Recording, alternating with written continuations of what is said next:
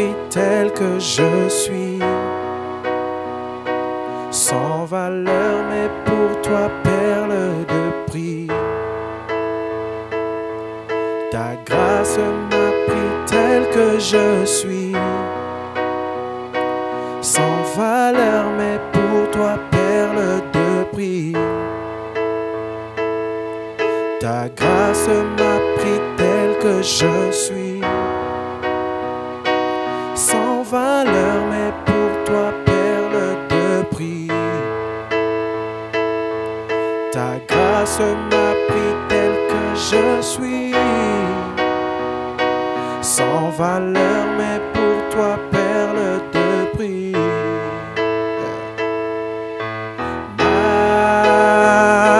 Majesté,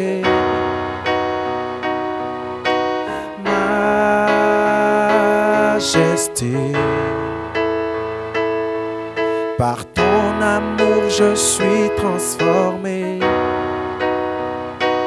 en présence de ta majesté.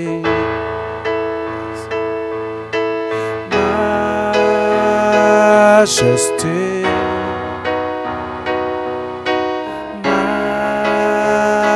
majesté,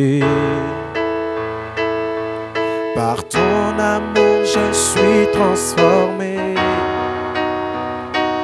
en présence de ta majesté.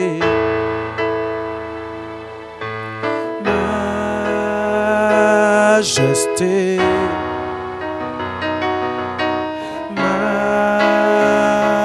majesté, ta grâce m'a pris tel que je suis, en présence de ta majesté.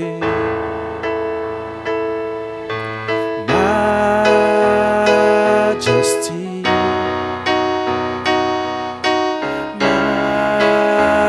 majesté, par ton amour je suis transformé,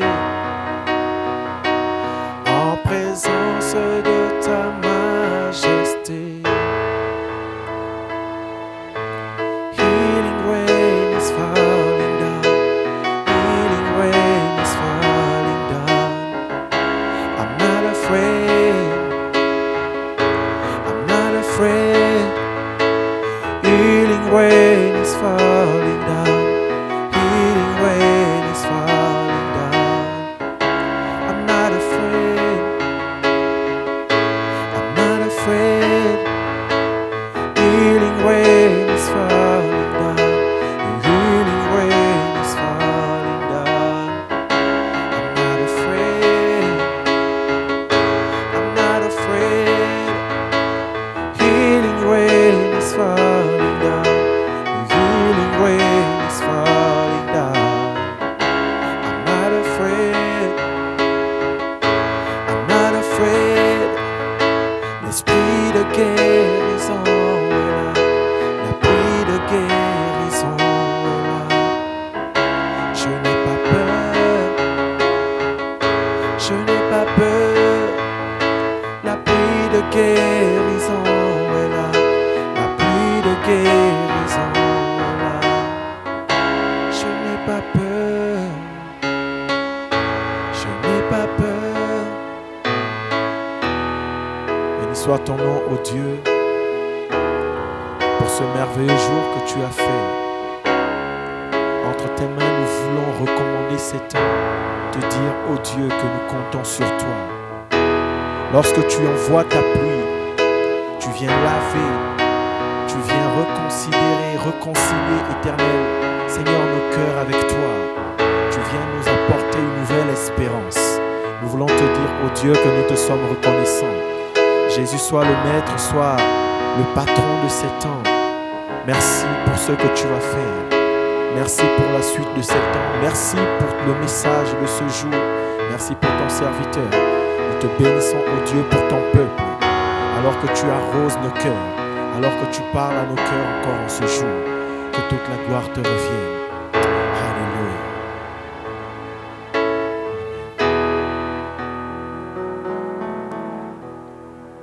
Alléluia, alléluia, alléluia, amen. Je suis heureux d'être avec vous ce dimanche 11 juillet 2021 et d'autant plus que nous avons passé un fabuleux dimanche dernier avec la clôture du Forum des jeunes. Nous voulons bénir le Seigneur pour ces jeunes qui ont fait un travail extraordinaire. Nous sommes réjouis de leurs recommandations et de ce qui a pu se faire. Ça a vraiment été pour nous un culte de célébration. Nous avons pu ressentir la présence de Dieu et surtout des jeunes qui ont pris la décision d'assumer un certain nombre de responsabilités, tout particulièrement d'investir, on va dire, la communication. Ils ne le feront pas simplement pour un club d'amis qui pourrait s'appeler département éducation jeunesse, mais ils vont le faire dans, on va dire, l'optique et les orientations qui leur ont été inspirées, c'est-à-dire être les meilleurs parce qu'ils sont ingénieux, mais le faire pour la gloire de notre Seigneur Jésus-Christ, le faire dans l'ensemble de ce ministère en nous apportant justement cette plus-value dont nous avons besoin pour relever ce défi majeur. Utiliser les médias pour que l'évangile soit prêché, pour que les valeurs auxquelles nous croyons soient promues et pour relever les faibles, ceux qui sont découragés, ceux qui sont prêts à abandonner. Vous savez, la jeunesse, c'est le futur d'une nation et surtout pour gagner le maximum de ceux et celles de leur génération. Je voudrais donc ici me réjouir dans le Dieu de notre salut, dans le Dieu et Père de notre Seigneur Jésus-Christ pour ces merveilleux moments et nous prions Dieu que cela ne soit pas simplement, on va dire, des grandes manifestations, mais qu'ils puissent poursuivre les engagements qu'ils ont pris, que nous puissions le faire ensemble pour que seul le nom de notre Seigneur Jésus-Christ soit glorifié. Je voudrais ici vous dire combien de fois je suis encore heureux et nous allons partager ce que nous avons de meilleur, c'est-à-dire la parole de Dieu tous les dimanches, premier service de 8h à 9h. C'est le service en ligne où j'ai le privilège d'enseigner, de parler de la part du Seigneur et de vous encourager justement dans, on va dire, les messages qui sont donnés tout au long de la semaine, de lundi à vendredi, par audio, dans plusieurs lignes de diffusion et qui permettent à des centaines de milliers même de personnes, parce que nous sommes plus de 1000 et quelques, de suivre ces méditations et j'ai la joie de pouvoir continuer avec vous les dimanches au premier service. Vous savez que dans le grand thème que j'ai intitulé « Le courage du soldat, la discipline de l'athlète et la vigueur du laboureur », nous en sommes aujourd'hui à la discipline de l'athlète. Le texte biblique de base se trouve dans 2 Timothée chapitre 2 versets 3 à 5. « Souffre avec moi comme un bon soldat de Jésus-Christ. Il n'est pas de soldat qui s'embarrasse des affaires de la vie s'il veut plaire à celui qui l'a enrôlé. Et l'athlète n'est pas couronné s'il n'a pas combattu selon les règles. » Seigneur, voilà que ta parole vient d'être lue. Nous avons besoin de ton inspiration par ton Esprit Saint. Nous avons besoin que tu nous aides parce que nous voulons planter des semences dans le cœur, les cœurs des hommes, les cœurs des femmes, pour que, à travers ce que tu dis, Seigneur, ces hommes et ces femmes soient édifiés, soient bénis, soient encouragés, soient boostés à aller de l'avant. Et nous voulons véritablement nous mettre à tes pieds. Seigneur, nous sommes là, nous nous attendons à toi. Nous avons vécu tout au long de la semaine avec l'énergie, Seigneur, que tu nous as donnée, la force humaine que tu nous as donnée, tout en nous attendant à toi. Et maintenant, aujourd'hui, au-delà de nos qualités, au-delà de notre ingéniosité, nous avons assez d'humilité pour faire qu'éterre et jeter à tes pieds. Jeter à tes pieds nos couronnes, Seigneur, jeter à tes pieds nos compétences pour qu'à nouveau tu nous fasses grâce et que ta main soit étendue sur nous afin que nous puissions avancer. Alors parle-nous, tes serviteurs et tes servantes écoutent. Telle est notre prière au nom puissant de Jésus. Amen. Amen. Alors, j'ai toujours dit et je le redis encore à l'instant, qu'un enfant de Dieu, de la même manière qu'on l'identifie un soldat, et nous en avons parlé longtemps, souffre avec moi comme un soldat de Jésus-Christ, il n'est pas de soldat qui s'embarrasse des affaires de la vie, s'il veut plaire à son général, à celui qui l'a enrôlé, c'est-à-dire Jésus-Christ. Mais maintenant, nous sommes à la lettre, et ça fait, je crois, le 2e ou le 3e message où nous développons la notion d'athlète, et j'ai tantôt et déjà dit qu'un athlète, n'est-ce pas, c'est quelqu'un de discipliné, tout simplement parce que même le croyant, même le chrétien, la Bible l'identifie comme un athlète.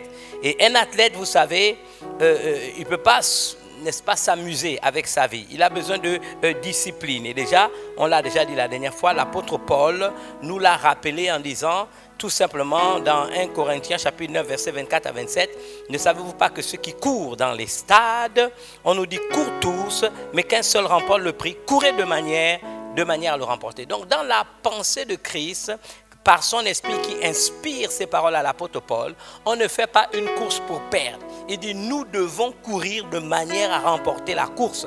Et vous savez, dans Philippiens, on nous parle de courir pour remporter, n'est-ce pas, le prix de la vocation céleste en Jésus-Christ. Donc, la course en Christ n'est pas une course qu'on doit perdre. Vous savez, et pour cela, nous devons accepter la notion de discipline parce qu'un chrétien est assimilé à un athlète. L'apôtre Paul de continuer, tous ceux qui combattent s'imposent toute espèce d'abstinence. Ils le font pour obtenir une couronne corruptible, mais nous faisons-le pour une couronne incorruptible. Moi donc, je cours non pas comme à l'aventure, je frappe non pas comme battant l'air, mais je traite durement mon corps, je le tiens assujetti de peur d'être moi-même rejeté après avoir prêché aux autres. Alors, ça, c'est quand même quelque chose de très important, ce que notre ami est en train de dire. Il dit, tous ceux qui combattent s'imposent toute espèce d'abstinence. Vous voyez là, on rentre dans la discipline. Je suis un athlète, j'imagine que vous êtes un boxeur, donc vous êtes un boxeur, imaginons poids plume. Vous ne pouvez pas vous permettre d'avoir 100 kilos. Parce que si vous avez 100 kilos, vous ne pouvez pas vous boxer, n'est-ce pas, au poids plume. Donc vous devez perdre du poids pour être dans la on va dire, catégorie des poids plumes ou bien super léger. Vous ne pouvez pas boxer avec 100 kilos. Donc vous allez faire un dégraissage, vous allez faire un régime, sauf si vous voulez vraiment boxer poids lourd. Et même si vous voulez vous battre en poids lourd, vous allez quand même également faire des exercices parce que le tout n'est pas d'avoir 100 kilos, mais d'être physiquement au top.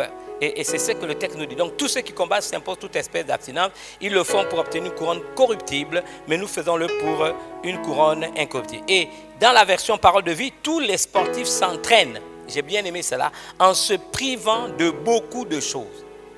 Ils s'entraînent en se privant de beaucoup de choses. Une des choses dont ils vont se priver, c'est la perte de temps inutile. C'est l'oisiveté. Ils se privent de beaucoup de choses. Vous imaginez, ils sont dans des salles de musculation, ils doivent sauter, ils doivent faire de la musculation, ils doivent faire des pompes.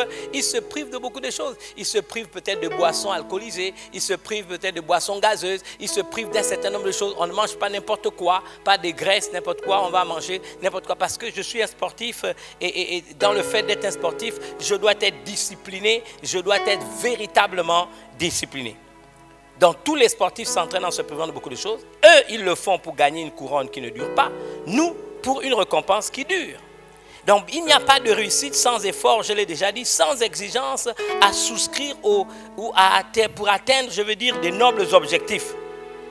Et comme je l'ai dit, quelquefois, les enfants de Dieu que nous sommes, nous devons nous mettre en contact avec des sportifs de haut niveau pour nous faire une idée du travail, de la discipline quotidienne qu'ils s'imposent pour tout simplement combattre selon les règles, n'est-ce pas? Il y a des contraintes, il y a une discipline et ça devient tout simplement un style de vie. Et bien aimé, c'est important. Donc ces choses, nous ne pouvons pas les occulter sous le prétexte que nous sommes chrétiens, tout va marcher comme sur des roulettes, c'est faux. Et je redis souvent aux gens qu'il faut faire très attention. Déjà, quand vous lisez les évangiles, vous retenez que dans Matthieu, par exemple, 16, verset 24, je ne sais même pas si c'était ce texte, je vais vérifier mes notes, je crois, Jésus a dit à ses disciples, donc un disciple c'est quelqu'un qui marche dans la discipline de son maître. Qu'est-ce que Jésus a dit à ses disciples? Si quelqu'un veut me suivre ou si quelqu'un veut venir après moi, qu'il renonce à lui-même, qu'il se charge de sa croix et qu'il me suive. Et donc je rappelle qu'un disciple donc, qui marche dans la discipline de son maître, dans cette discipline il y a le renoncement à soi. Je suis un sportif, je ne vais pas veiller toute la nuit alors que j'ai une compétition demain. Je ne veux pas aller en boîte de nuit comme on voit, n'est-ce pas, des footballeurs. Ils vont en boîte de nuit, il y a plusieurs grands footballeurs qu'on connaît dans le monde. Et vous voyez, quelquefois, ils sont mis sous discipline, on leur retire quelque chose dans leur salaire parce que la veille d'une compétition, ils sont allés s'amuser en boîte alors que s'ils sont disciplinés, ils ne doivent pas le faire. On ne mange pas n'importe quoi, on ne prend pas de l'alcool, on ne prend pas des boissons gazeuses. Un sportif de haut niveau vous le dira. Donc, il va falloir d'abord renoncer à soi-même. Ensuite, se charger de sa croix, c'est assumer sa responsabilité. J'ai choisi d'être un sportif professionnel, et bien je dois assumer le choix que j'ai fait. Je dois pouvoir l'assumer. Et c'est important. Et ensuite, je peux, n'est-ce pas, courir. Je suis qualifié. Je suis tout simplement qualifié. Je vous donne un autre exemple. C'est comme si vous voulez aller aux Jeux Olympiques, et puis c'est l'actualité. Vous savez qu'il y a les Jeux Olympiques de Tokyo, en ce moment où je vous parle. Et ça commence, je crois, dans quelques jours. Et donc, vous êtes Gabonais, vous êtes Africain, vous avez 1m68 comme moi, et puis vous dites, moi, je veux aller, n'est-ce pas, faire le 100 mètres, n'est-ce pas, pour être qualifié aux Jeux Olympiques de Tokyo. Bon, on va vous dire, pour être qualifié, il y a, n'est-ce pas, un nombre de secondes que vous devez faire. Donc, vous allez d'abord faire la compétition au niveau local. Si vous êtes à Port-Gentil, tous les coureurs de Port-Gentil vont courir. Si vous êtes le meilleur, vous êtes sélectionné. Vous allez maintenant faire une course au niveau national. Parce que le Gabon doit avoir ces gens qui vont être qualifiés pour aller justement faire, n'est-ce pas, cette course. Donc vous gagnez, vous êtes le premier au niveau du Gabon et on dit bon, vous pouvez aller. Et même il peut y avoir une course au niveau continental. Parce qu'il y a un certain nombre de millions. Même si vous ne courez pas avec les autres, on va dire voilà. Pour le 100 mètres, je donne un exemple. Si le champion du monde de 100 mètres en est à 8 secondes, on va par exemple décider que pour être qualifié aux Jeux Olympiques, il faut au moins faire 9 secondes 5. Si vous ne faites pas 9 secondes 5, vous n'irez pas. Il faut vous battre, il faut vous entraîner. Vous avez un objectif, vous avez un but, vous avez un challenge que vous devez atteindre. Vous avez un défi à relever. Mais si vous ne vous disciplinez pas, si vous ne vous entraînez pas pour atteindre cet objectif, vous ne serez pas qualifié. Vous avez beau, n'est-ce pas, rêver d'aller aux Jeux Olympiques de Tokyo, vous regarderez les Jeux Olympiques de Tokyo comme moi à la télévision parce que vous ne pouvez pas le faire. C'est comme si quelqu'un dit non, voilà, moi je vais aller courir, même si vous êtes riche, même si vous avez de l'argent, et vous allez, vous osez payer votre billet, vous allez à Tokyo. Et vous mettez un maillot et c'est maintenant le saut en hauteur. Eh bien, dis donc, j'aimerais vous dire, vous n'avez pas dit non, voilà, moi je suis un Gabonais, je mange du manioc, j'ai 1m68, mettez, n'est-ce pas, la barre à 1 mètre, hein, et puis quand je veux sauter, vous allez me donner la médaille. Ça ne se passe pas comme ça, on va vous dire, mais celui qui est le champion du monde aujourd'hui, je ne sais pas si c'est 4 mètres ou je sais pas 2 mètres ou 3 mètres, bon, imaginons que c'est 3 mètres 50 qu'il saute en hauteur et on va vous dire, mes amis, le champion devra dépasser cela. Vous n'allez pas dire non, moi je suis d'une petite taille, je viens d'Afrique centrale, dans un tout petit pays, et puis vous devez me donner, n'est-ce pas, mettez simplement à 1 mètre, si j'arrive à sauter, mais vous me donnez la médaille. Ça ne se passe pas comme ça. Si vous êtes un compétiteur, vous allez vous entraîner. Si vous êtes vraiment un compétiteur, si vous êtes discipliné, vous allez véritablement mettre tous les moyens de votre côté pour réussir. Et encore une fois, nous revenons à ce que dit 2 Timothée chapitre 2 verset 3 à 5 et particulièrement le verset 5. Et l'athlète n'est pas couronné s'il n'a pas combattu selon les règles. C'est le texte qui nous est donné ici. Donc nous ne pouvons pas jouer avec. Donc nous ne pouvons pas être dans un christianisme où toujours nous remettons tout à Dieu. C'est Dieu qui va le faire pour moi. Moi, je n'ai rien à faire. J'ai donné ma vie à Jésus. Alléluia, Jésus, mon nom est écrit dans le livre de vie. Et puis voilà, ma vie chrétienne est, n'est-ce pas, un cours d'eau tranquille. C'est totalement faux. Parce qu'il y a des domaines, je l'ai déjà dit, que Dieu s'est réservé, qui sont de la pleine souveraineté de Dieu. Mais il y a des domaines que Dieu a mis sous notre propre responsabilité. Et le meilleur exemple que moi je tiens toujours lorsque je parle de cette affaire, c'est l'histoire de Caïn, que nous tous nous connaissons. Et c'est en cela que je voudrais faire, n'est-ce pas, le point axial de mon message de ce jour. C'est Caïn. Je m'oppose à cette idée qui veut que tout c'est Dieu qui doit le faire pour moi. Ce christianisme n'est pas, on va dire, ce n'est pas un modèle biblique. Ce n'est pas un modèle biblique. Et permettez-moi de vous dire, ça n'a pas de sens. Et vous et moi, nous devons pouvoir en être informés. Je lis Genèse chapitre 4, versets 6 à 7. La Bible dit, et l'Éternel dit à Caïn, pourquoi es-tu irrité? Dieu pose une question à quelqu'un. Et pourquoi ton visage est-il abattu? En d'autres termes, Dieu, n'est-ce pas, quelque part, lui fait des remontrances par rapport à sa mauvaise attitude. Il dit donc, pourquoi ton visage est irrité et pourquoi ton visage est-il abattu? Il dit, certainement si tu agis bien, tu relèveras ton visage. Dieu ne dit pas, je le ferai pour toi. Non, il ne le dit pas. Il dit, si toi, dans ta mauvaise attitude, si tu agis bien, pourquoi ton visage est-il abattu? Pourquoi es-tu irrité? Pourquoi ton visage est-il abattu? Vous savez, notre visage, c'est notre carte d'identité. Votre visage, n'est-ce pas, va révéler qui vous êtes réellement. Vous pouvez même avoir un masque, mais demain, votre visage révélera qui vous êtes véritablement. Pourquoi es-tu irrité? Pourquoi ton visage est-il abattu? Je vois ta face, c'est ta carte d'identité. Tu te révèles à moi tel que tu es de l'intérieur. Mais moi, Dieu, je te dis quelque chose. Si toi-même tu prends tes responsabilités, si toi-même tu agis bien, tu relèveras ton visage. Ce n'est pas moi, Dieu, qui va le faire. Ce n'est pas Jésus-Christ qui est mort sur la croix du calvaire qui va le faire à ta place. Ce n'est pas le Saint-Esprit qui descendra pour le faire à ta place. Si toi-même tu comprends, si toi-même tu décides de changer d'attitude, si toi-même tu agis bien, toi-même, Caïn, si tu agis bien, si tu prends la responsabilité de bien agir, tu relèveras ton visage. Et si tu agis mal, il dit, le péché se couche à la porte et ses désirs se portent vers toi. Mais toi, domine sur lui. Remarquez jusqu'à quel niveau nous sommes responsables. Il faut être un indiscipliné pour penser que je n'ai rien à faire. J'attends, Dieu fera tout pour moi. Je dors dans ma chambre, n'est-ce pas? Je n'ai pas à prier, je n'ai pas à jeûner, je n'ai pas à lire ma Bible, je n'ai pas à méditer la parole de Dieu. Je n'ai pas à me mettre sous discipline. Je n'ai rien à faire. Mon nom est déjà dans les livres de vie. Oh, la prédestination, Dieu, le Dieu qui connaît la fin d'une chose avant son commencement. Alléluia. Il connaît ma vie. Je n'ai rien à faire. Il m'a prédestiné, il m'a choisi, il m'a qualifié. Je suis enfant de Dieu. Gloire à Dieu. Mais mes amis, pour autant, tu as des responsabilités pour ta propre vie chrétienne. Ta vie est un domaine que Dieu lui-même s'est réservé. Je vous l'ai dit dimanche dernier concernant Job. Satan l'a accusé, a demandé de prendre la vie de Job. Et Dieu a dit, fais ce que tu veux, mais surtout ne touche pas à sa vie. Parce que la vie, c'est Dieu qui nous la donne. C'est un domaine réservé de Dieu. Mais changer d'attitude, parce qu'on a une mauvaise attitude, c'est ta responsabilité. Il dit, pourquoi ton visage est si, pourquoi es-tu si irrité? Pourquoi ton visage est abattu? Certainement, si toi-même tu agis bien, tu relèveras ton visage.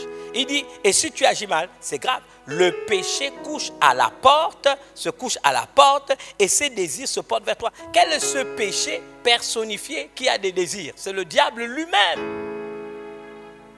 C'est le diable lui-même. Le diable a des désirs. Plus ou moins tu deviens un aimant pour le diable. Plus ou moins ta mauvaise attitude attire, n'est-ce pas, le diable vers toi. Le péché personnifié qui est le diable lui-même, n'est-ce pas, tu l'attires par ta mauvaise attitude. Il se nourrit de ta mauvaise attitude. Il se nourrit de ton irritation. Il se nourrit de ta colère. Il se nourrit de ton visage abattu. Et si tu persistes dans le mal, le diable lui-même, tu l'attires, viendra vers toi. Il a maintenant des désirs qui se portent vers toi. Mais toi, c'est encore ta responsabilité, domine sur lui. Tu as le pouvoir de dominer sur lui. Tu as le pouvoir de te lever au-dessus, n'est-ce pas, de cette contrariété. Tu as le pouvoir de t'en débarrasser. Tu as le pouvoir de le refuser. Tu as le pouvoir de t'opposer. Mais toi, domine. Mais toi, domine. Ne cède pas. N'accepte pas. N'abandonne pas. Sois un guerrier. Engage ta bouche dans la bataille.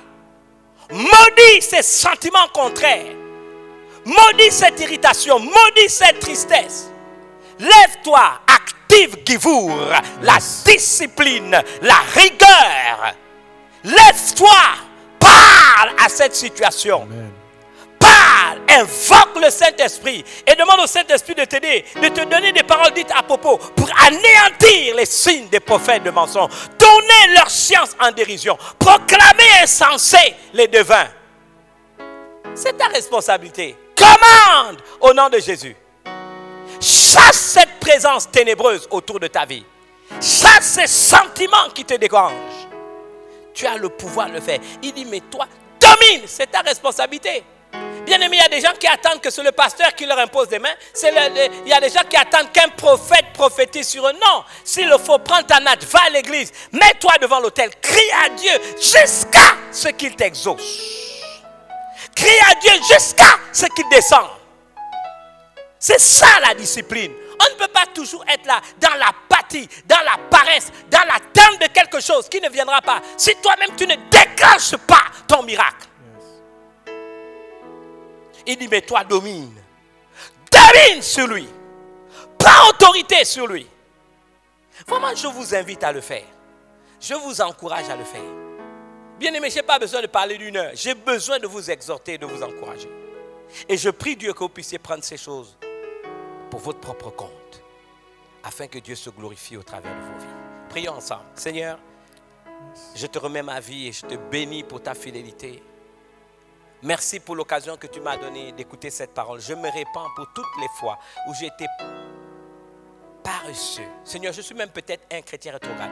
Je suis peut-être même un incroyant. Je te demande pardon à nouveau.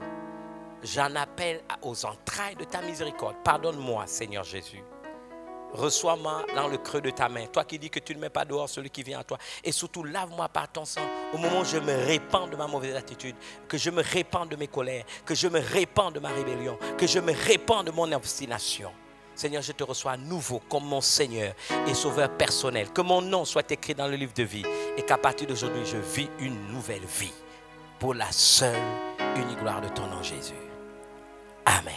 Amen. J'ai été heureux d'être avec vous. J'aimerais vous dire une chose. Vous avez des numéros de téléphone qui paraissent au bas de votre écran. Simplement appelez à ces numéros. Nous serons heureux de vous recevoir. Nous avons à cœur de parler avec vous, de prier avec vous et surtout de vous encourager à avancer dans la foi avec notre Seigneur Jésus-Christ. J'étais vraiment heureux d'être avec vous. Nous nous retrouverons dimanche prochain. Que Dieu vous bénisse et surtout, ayez conscience que le regard de Dieu est sur vous. Shalom.